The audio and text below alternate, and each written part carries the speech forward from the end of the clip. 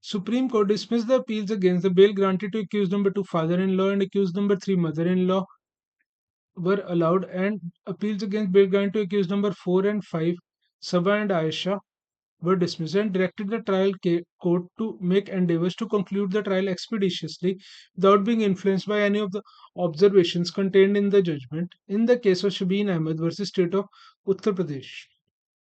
The appellant's case arose from FIR number 0032/2024 registered at Police Station Kotwali Nagar District, Sultanpur, Uttar Pradesh for offences punishable under Section 498A and 304B of IPC, along with Section 3 and 4 of Dowry Prohibition Act.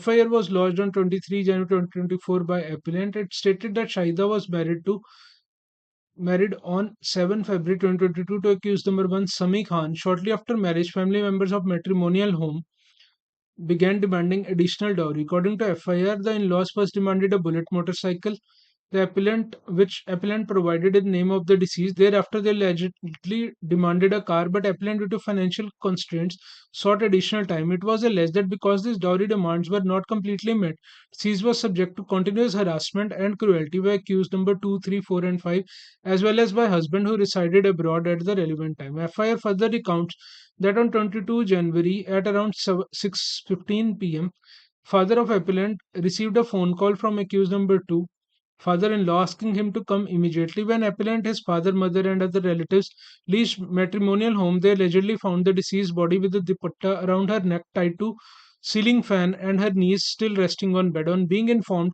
the local police arrived, took photographs, and recorded the occurrence in general diary. Supreme Court said we also find it necessary to express our concern over seemingly mechanical approach adopted by High Court in granting bail to respondent accused. While court did note the absence of prior criminal records, it failed to fully consider the stark realities of the allegations. It is unfortunate that in today's society, dowry death remains a grave social concern.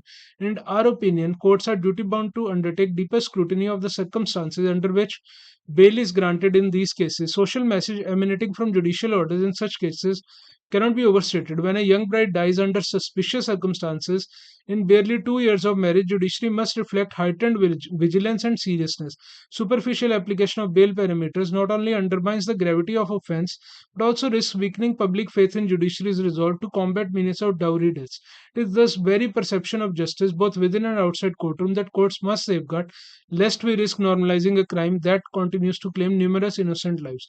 These observations regarding grant of bail in grievous crimes were also thoroughly dealt by the court in Ajbar versus Wasim.